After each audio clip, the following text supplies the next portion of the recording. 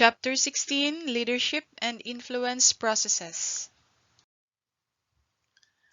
This chapter is a continuation of our previous chapters on leadership and motivation. Warm-up questions. When you think of a leader, who comes to mind? Who are some of the most influential people in your life? Is a manager the same as a leader? Why or why not? These are the learning objectives for this chapter. By the end of this chapter, you should be able to describe the nature of leadership and how it relates to management. Discuss the two generic approaches to leadership. Describe the major situational approaches to leadership. Describe three related approaches to leadership. Discuss three emerging approaches to leadership, and discuss political behavior in organizations and how it can be managed. The meaning of leadership. Leadership is both a process and a property. As a process, leadership is the use of non-coercive influence to shape the group's or organization's goals, motivate behavior toward the achievement of those goals, and help define group or organizational culture. Leadership as a property is a set of characteristics attributed to individuals who are perceived to be leaders. Leaders are people who can influence the behaviors of others without having to rely on force or those accepted by others as leaders. Distinctions between leadership and management.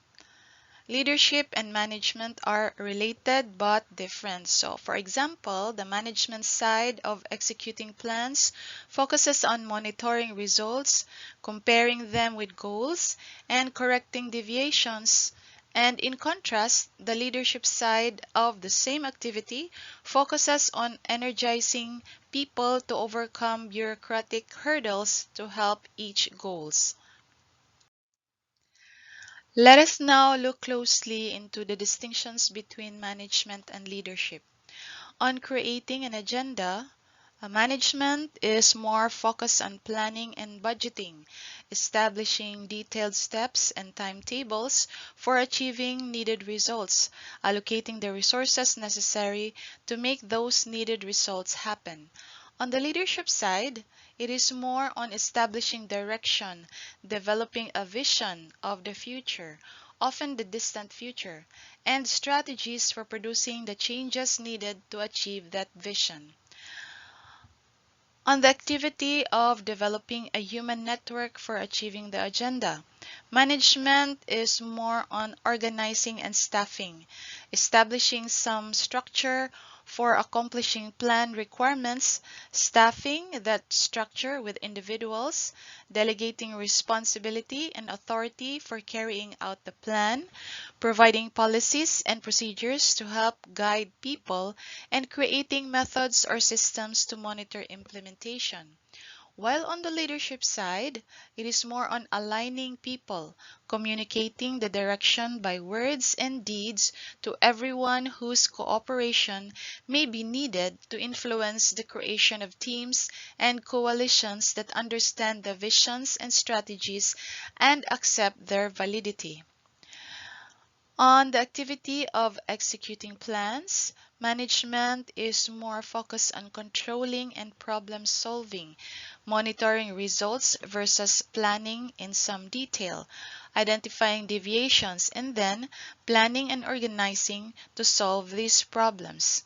On the leadership side, it's more on motivating and inspiring, energizing people to overcome major political, bureaucratic, and resource barriers by satisfying very basic but often unfulfilled human needs. Outcomes in management: producing a degree of predictability and order, and having the potential to produce consistently major results expected by various stakeholders. And these stakeholders are, for example, the customers, always being on time. And for stockholders, the outcome expected is being on budget.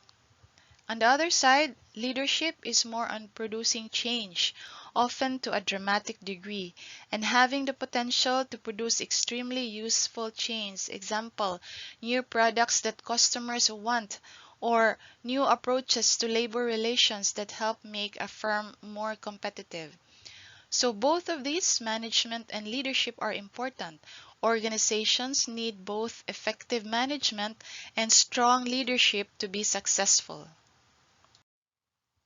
Leadership and power. Power is the ability to affect the behavior of others. In organizations, there are usually 5 kinds of power. Let's take a look at each of them. We have legitimate power. This is the power granted through the organizational hierarchy, the power defined by the organization to be accorded to people occupying a particular position. Next, we have reward power. This is the power to give or withhold rewards such as salary increases, bonuses, promotions, praise, recognition, and interesting job assignments. Next is what is called the coercive power. This is the power to force compliance by means of psychological, emotional, or physical threat. Another is referent power. This is the personal power that accrues to someone based on identification, imitation, loyalty, or charisma. Next, we have expert power. This is the personal power that accrues to someone based on the information or expertise that he or she possesses. Leadership traits. The trait approach assumed that some basic trait or set of traits existed that differentiated leaders from non-leaders. If those traits could be defined, potential leaders could be identified based on the extent to which they did or did not have those traits. Researchers thought that leadership traits might include intelligence, assertiveness, above average height, good vocabulary, attractiveness, and self-confidence. However, studies showed that leadership traits could vary, and the list of suggested traits grew so long that it had little practical value. Leadership behavior. Motivated by lack of success in identifying useful leadership traits, researchers began to investigate the behaviors or actions of leaders. The new hypothesis was that effective leaders somehow behave differently than less effective leaders. When working with others, are you more concerned about getting a job done or the feelings of other people? Research shows 2 general types of behavior are essential for successful leadership: task-oriented behavior and people-oriented behavior. Task-oriented behavior, which is also called initiating structure, job-centered leadership, or concern for production, is the degree to which a leader structures the roles of followers by setting goals, giving directions, setting deadlines, and assigning tasks. A leader's ability to initiate structure affects employees' job performance. People-oriented behavior, which is also called consideration, employee-centered leadership, and concern for people, is the extent to which a leader is friendly, approachable, and supportive, and shows concern for employees. A leader's consideration ability affects employees' job satisfaction. It may include listening to employees' problems and concerns, consulting with employees before making decisions, and treating employees as equals. Although there is some disagreement among scholars about whether leaders can be both task-oriented and people-oriented, additional research shows the most effective leaders are strong on both behaviors.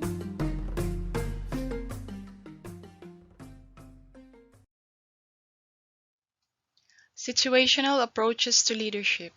The goal of situational approaches to leadership is to identify key situational factors and to specify how they interact to determine appropriate leader behavior. Assumptions of situational Approach to leadership includes first, appropriate leader behavior varies from one situation to another, and the second is situational factors that determine appropriate leader behavior can be identified. There are four widely accepted situational theories of leadership. First, you have the least preferred co-worker theory, or the LPC theory. Next is Vroom's decision tree approach. The third one is leader-member exchange approach, or LMX. And the fourth one is path-goal theory. Let us look at each one of them closely. First, the least preferred coworker, or LPC theory.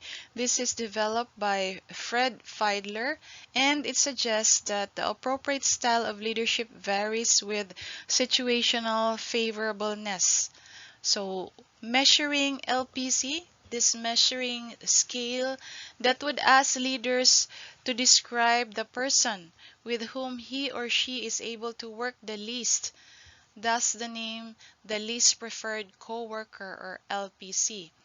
If the score is high, it indicates that the leader is a relationship-oriented leader.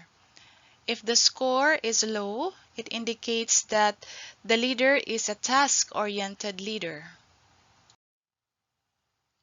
Next, we have Vroom's decision tree approach. This is developed by Victor Vroom. This predicts what kinds of situations call for different degrees of group participation.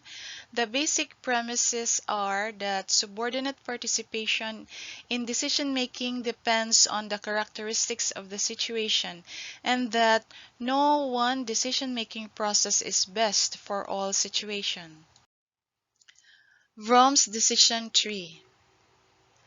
After evaluating a problem's attributes, a leader can choose a decision path on one of two decision trees that determine the style and specifies the amount of employee participation. Decision significance refers to the impact of the decision on the organization. Subordinates are involved when decision significance is high. This is to be used when time is less critical and the manager wants to help subordinates improve and develop their own decision making. Decision timeliness refers to the time pressure for deciding, which may make involving subordinates difficult. This is to be used when the decision needs to be made as quickly as possible. To maximize effectiveness, one of 5 leadership styles should be adopted depending on the situation. First, decide. Here, the manager makes the decision alone and then announces or sells it to the group. Second style, consult individually. The manager presents the program to the group members individually, obtains their suggestions, and then makes the decision. The third decision-making styles is to consult the group. Here, the manager presents the problem to the group members at a meeting, gets their suggestions, and then makes the decision. The fourth is facilitate. The manager presents the problem to the group at a meeting, defines the problem and its boundaries, and then facilitates the group member discussion as they make the decision. The fifth is delegate. The manager allows the group to define for itself the exact nature and parameters of the problem and then to develop a solution. The third approach is the leader-member exchange approach, or what is called the LMX model. This model stresses that leaders have different kinds of relationships with different subordinates. Those close to the manager are the so-called in-group members, who receive better treatment than the so-called out-group members. Vertical dyads occur when the supervisor initiates either an in-group or out-group relationship. In-group members have been found to have higher performance and satisfaction levels than out-group members. The LMX model suggests that leaders form unique independent relationships with each of their subordinates. A key factor in the nature of this relationship is whether the individual subordinate is in the leader's out group or in group. Supervisors establish special relationship with a small number of trusted subordinates referred to as the in group. The in group usually receives special duties requiring responsibility and autonomy. They may also receive special privileges. The out-group subordinates, on the other hand, receive less of the supervisor's time and attention. It is not clear how a leader selects members of the in-group or out-group, but the decision may be based on personal compatibility and subordinates' competence, abilities, or qualifications. The path-goal theory of leadership suggests that the primary functions of a leader are to make valued or desired rewards available in the workplace and to clarify for the subordinate the kinds of behavior that will lead to goal accomplishment and valued rewards. The path-goal theory identifies four kinds of leader behavior, namely directive, supportive, participative, achievement-oriented. If you've ever offered a reward to convince someone to do something, then you're familiar with House's path-goal theory. The path-goal theory says that leaders should make clear the behavior required to achieve a goal and offer rewards. The leader clarifies the paths to the goal. If followers believe they can achieve the goal and will receive a reward, they will do it. If there is uncertainty, they won't do it. House's path-goal theory is linked to expectancy theory. Subordinates must believe that additional effort will improve their performance, and that rewards for their performance are worth their efforts. The path-goal theory identifies four kinds of leader behavior. In directive leader behavior, the leader provides expectations, gives direction, and schedules work. Directive behavior is effective when employees are uncertain about their roles or need additional work skills. Supportive leader behavior is when a leader is friendly and approachable and treats subordinates as equals. Supportive behavior is effective when work is stressful, boring, or repetitive. Participative leader behavior happens when the leader consults subordinates and allows group decision-making. Participative behavior is effective when employees have good skills and trust managers to make decisions in their best interest. Lastly, achievement-oriented leader behavior occurs when the leader sets challenging goals and shows confidence in employees' abilities. This is effective when employees have high abilities and are motivated by meeting goals.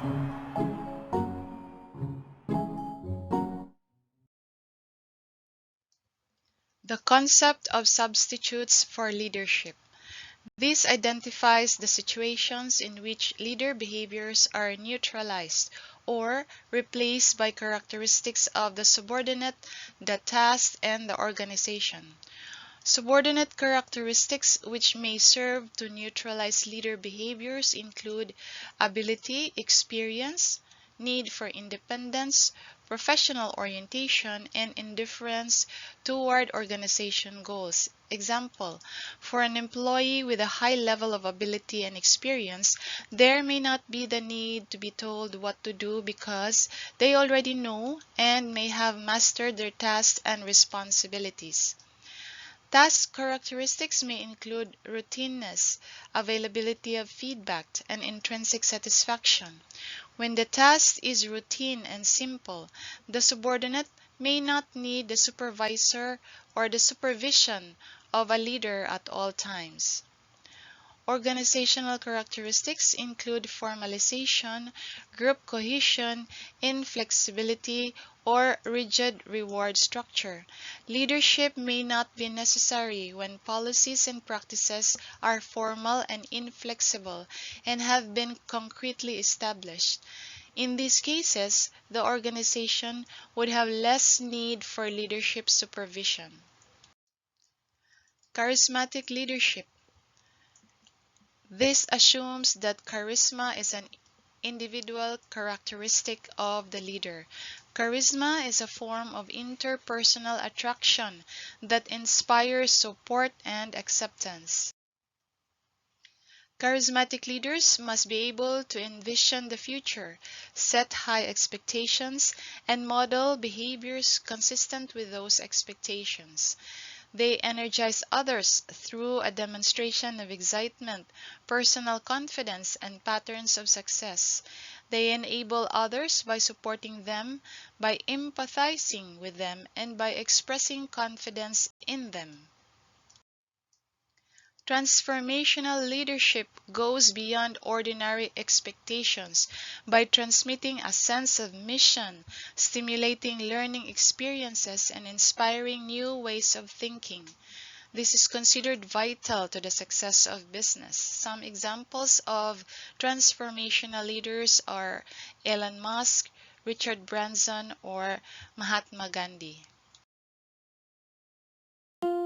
Some great leaders in history include George Washington, Gandhi, and Dr. Martin Luther King Jr.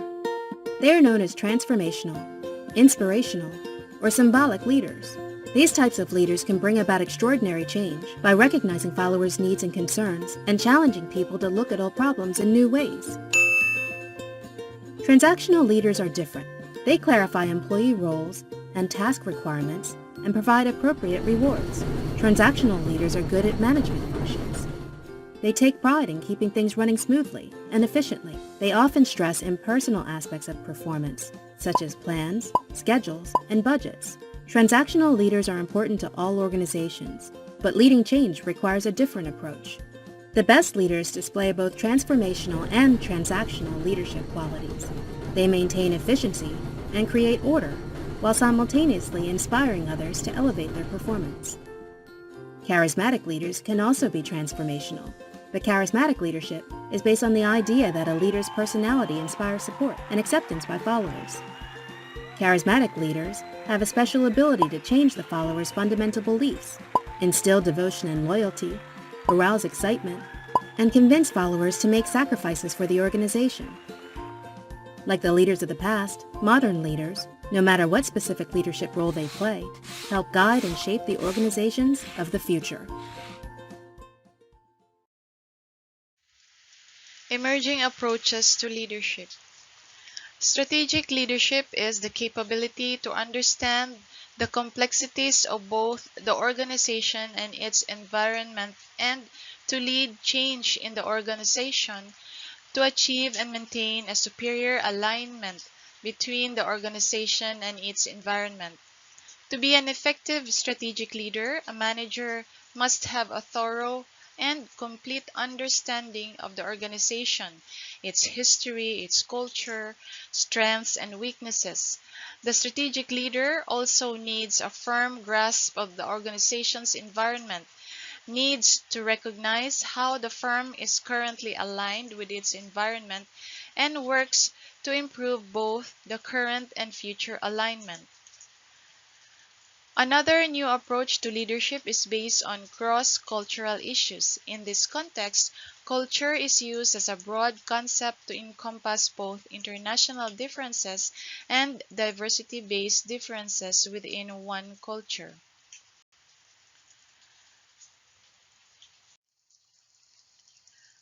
Ethical leadership. In the wake of major corporate scandals, top managers are being called on to maintain high ethical standards for their own conduct, to exhibit ethical behavior unfailingly, and to hold others in their organization to the same standards. Those responsible for hiring new leaders are looking more and more closely at the background of those being considered, and the emerging pressures for stronger corporate governance models are likely to further increase commitments to selecting only those individuals with high ethical standards and to holding them more accountable than in the past for both their actions and the consequences of those actions. Political behavior describes activities carried out for the specific purpose of acquiring, developing, and using power and other resources to obtain one's preferred outcomes. Political behavior may be directed upward, downward, or laterally. Common political behaviors. Research has identified four basic forms of political behavior widely practiced in organizations. Inducement means giving something in return for support. Persuasion relies on manipulation of logic and emotion.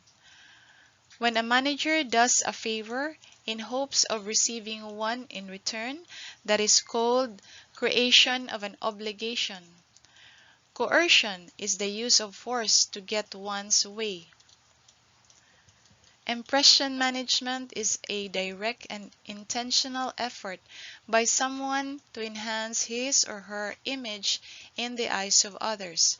People may engage in impression management to further their own careers, to boost their self-esteem, and to acquire more power and control. People attempt to manage how others perceive them through their appearance or by jockeying for association only with successful projects. There are some guidelines for effective management of political behaviors. Know that even if actions are not politically motivated, others may assume that they are. Stop subordinates from engaging in political behavior by providing them with autonomy, responsibility, challenges, and feedback. Avoid using power to avoid charges of political motivation. Get disagreements and conflicts out in the open so that subordinates may have less opportunity to engage in political behavior. Avoid covert behavior that give the impression of political intent, even if none exists. Now that the lesson has ended, you will have learned how to describe the nature of leadership and how it relates to management. Discuss the two generic approaches to leadership.